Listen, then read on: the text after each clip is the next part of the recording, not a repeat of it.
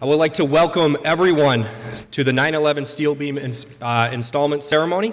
My name is Dave Bogner. I'm the principal here at the Ormsby Educational Center, and I'm very excited to have everyone here for the ceremony. I would like to start today with the Pledge of Allegiance, so if you could all join me and please rise. I pledge allegiance to the flag of the United States of America and to the republic for which it stands, one nation, under God, indivisible, with liberty and justice for all. Thank you.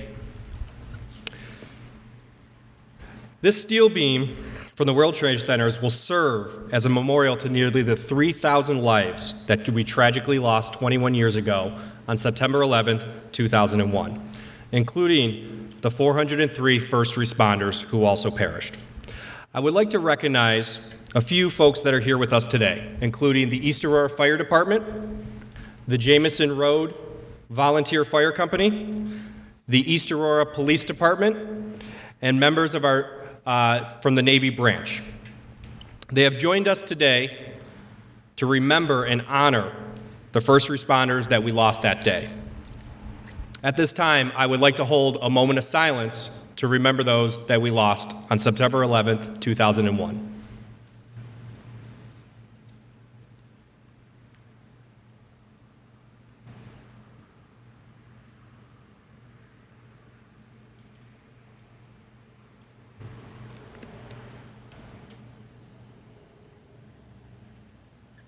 Thank you.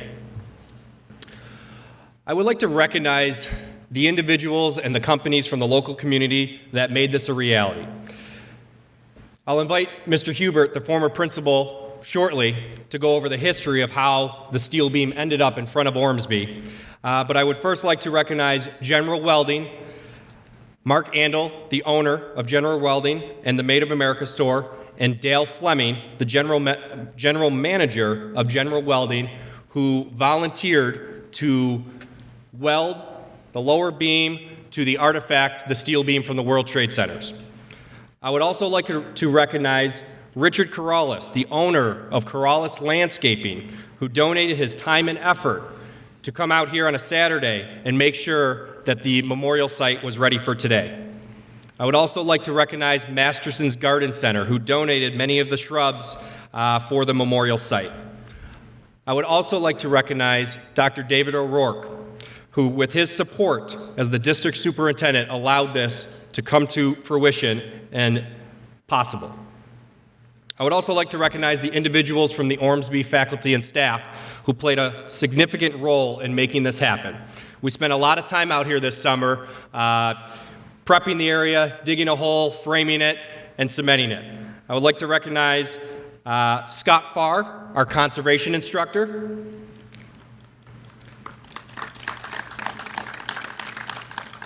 Paul Hoke, our construction tech instructor, Chuck Harding, our welding instructor,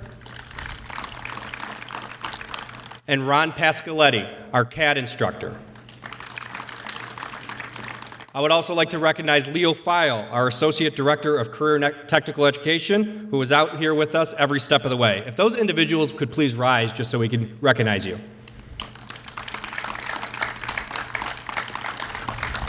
Thank you. I would now like to call up Curtis Baker and Tom Hubert.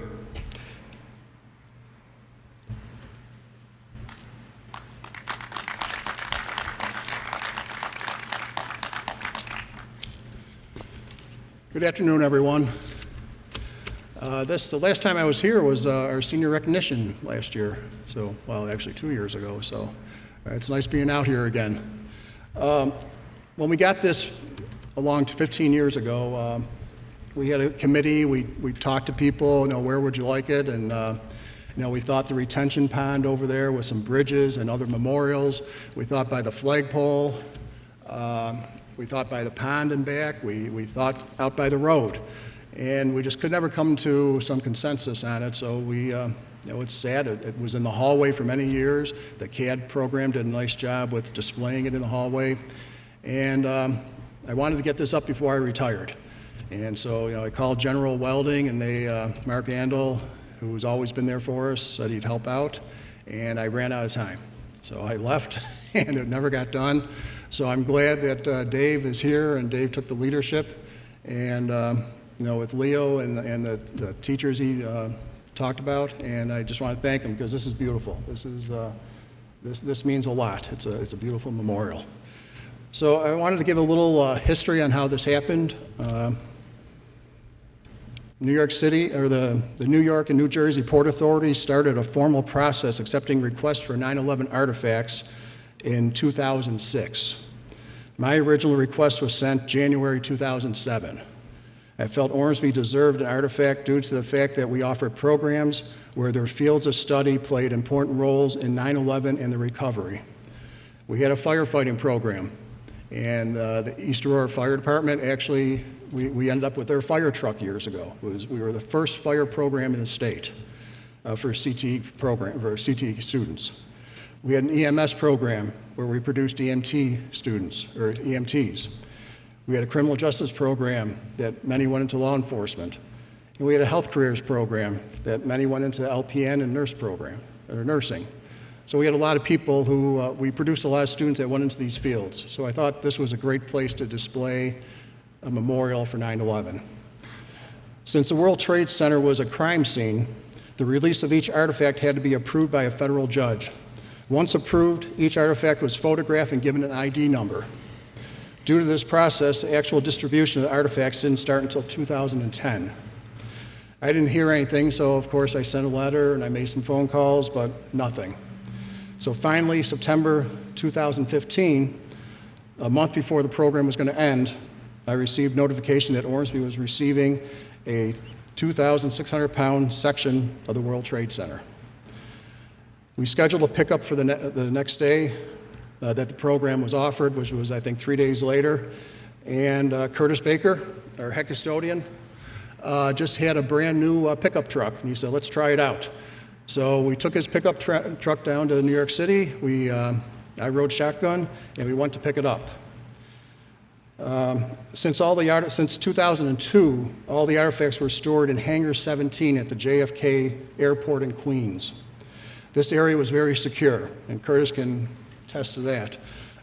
It was fenced off, he had security guards, we needed ID and the original letter from the Port Authority saying that we could get in. Signage was all over that we could not take pictures. We were allowed to get out of the vehicle, but we could not go anywhere near the hangar. And it was an eerie feeling. We were watching cars ahead of us get loaded up, trucks get loaded up. We got ours, and we took off. Once we left, we made it through New York City, we took a route that many people with artifacts must have taken before. For about 100 miles, as we drove under overpasses, people were displaying American flags. Firefighters, police officers, and veterans and private citizens were saluting us as we went by. So, 15 and a half years later, after I sent my original request, here's our artifact. This is number F.0005.010. If you want to look it up someday, it tells you that it's at the Ormsby Educational Center. And I'm sure Dave will be sending a picture in now. There's actually a website that documents where all the artifacts are. I'd just like to add a few pieces of the steel are memorialized in all 50 states and U.S. military bases around the world. And 7.5 tons of steel was molded into the bow of the U.S. Navy battleship USS New York. Finally, I just want to thank Dave, Leo, Ron, Paul, Chuck, and Scott for all their work they did to finish this task. In my 28 years as principal of Ormsby, I have a lot of great memories, but this one will be the one that stays with me forever. So thank you.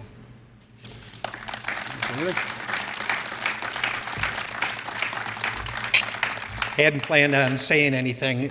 This is such a great feeling to see this up, knowing what Tom and I went through just to go down there in 2 days and pick this up. And like he said, the security there was immense. But and I have to say, we chuckled.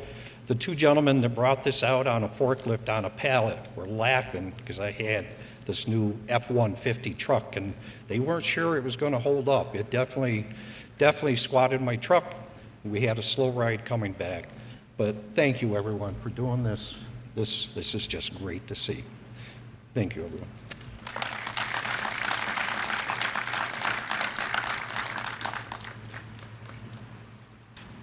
I would now like to welcome and introduce Dr. David O'Rourke, the district superintendent, to say a few words.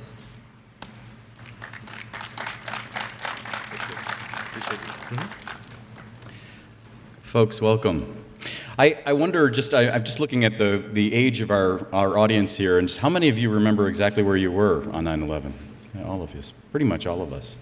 I was a teacher, and probably, if I went around the room, each of you would probably have your own story about 9/11 and the way in which your life intersects with it. Somebody that you knew that might have had their life changed by this event, or the aftermath. For me, this story is a story about Father Michael Judge, who was a family friend. And some of you might know this person. He was the chaplain for the fire company for New York City. And he was one of the first to come when the first tower was struck. And they set up a command center in the North Tower lobby. And when the South Tower fell, Michael Judge there's debris from the South Tower that went into the North Tower lobby. And Father Michael Judge was killed. He was a Franciscan, and he had dinner at my family's table a couple times. He was a friend of my dad's particularly. And he was a guy who really believed a lot in first responders and the prayers that they need and the importance of their work. One of the things I think that 9/11 gave us all is an appreciation, a deeper appreciation as a country for the work that our first responders do on a daily basis, their heroism. I love this plaque, by the way, which is going to be eventually stainless steel. The phrase at the bottom of it, may it stand as a testament to the heroism, liberty, and charity of our nation and humanity. I hope our students, when they see this memorials mean a lot of things to different people, especially for a memorial like this. I hope our students can see just how important it is for human beings to rise to those kind of heroic occasions, and how important it is for our first responders for us to appreciate the sacrifices that our first responders made, not only on 9/11, but the work that they continue to do. So it's a privilege today to be here. I'm so grateful to the staff that made this memorial happen. I'm grateful to Tom, Hubert, and Curtis for their ingenuity and scrappy resourcefulness to figure out a way to get this artifact here, and all of our people who were able to put this memorial together for all of our students to see. It's a good reminder for all of us just how important that kind of heroism and charity is in human beings. So thank you very much.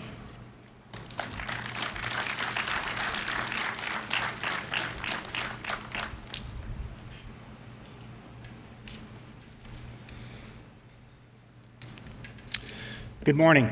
Thank everybody for attending this ceremony today. Really appreciate it.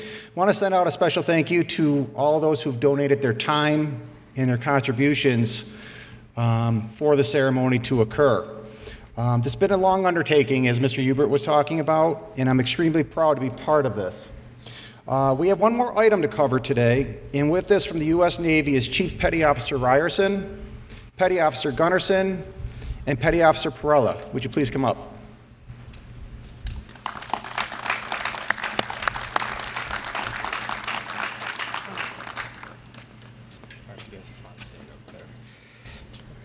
All right, excuse me, pardon me. This is my first time using a microphone, so I'm kind of new to this. But I am extremely proud and thankful that I was invited today for this event. Normally not too often in my line of work or our line of work, our educators really reaching out to us to have us be a part of something so special. So I want to say thank you to Mr. Harding. I know we kind of talked yesterday. If we could give him a round of applause for reaching out, okay. But more importantly, I wanted to take this opportunity to recognize one of our own in this group, right?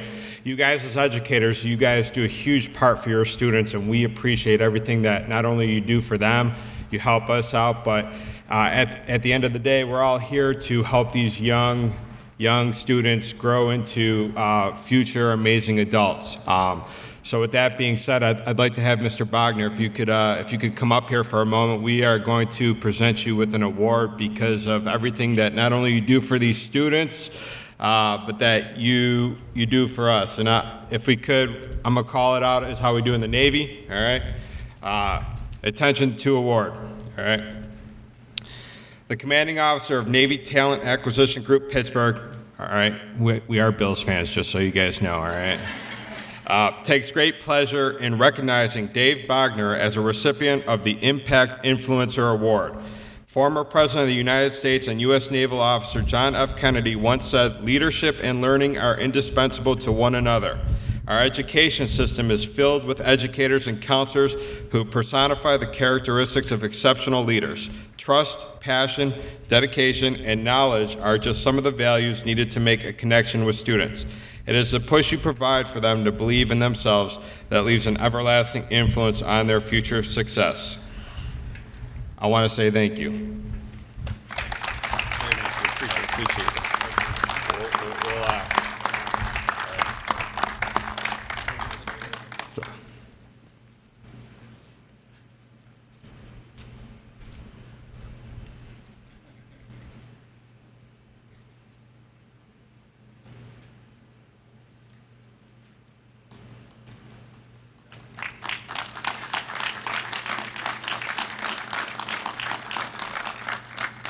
With that, that concludes the Navy's part. We'll turn it back over to Mr. Bogner. Thank you. Appreciate it. Wow. Thank you so much for that. That was incredible. I greatly appreciate that. Before we wrap up, for those that are here, again, truly thank you. I am so proud to be also a part of this and that we were able to have this ceremony today. It would not have been possible with everybody's support. Everyone played a hand in making this happen all the way back from 2007. Again, I want to thank everyone who joined us at this memorial site, which will always serve as a remembrance of those who lost their lives on September 11th, 2001. So thank you again.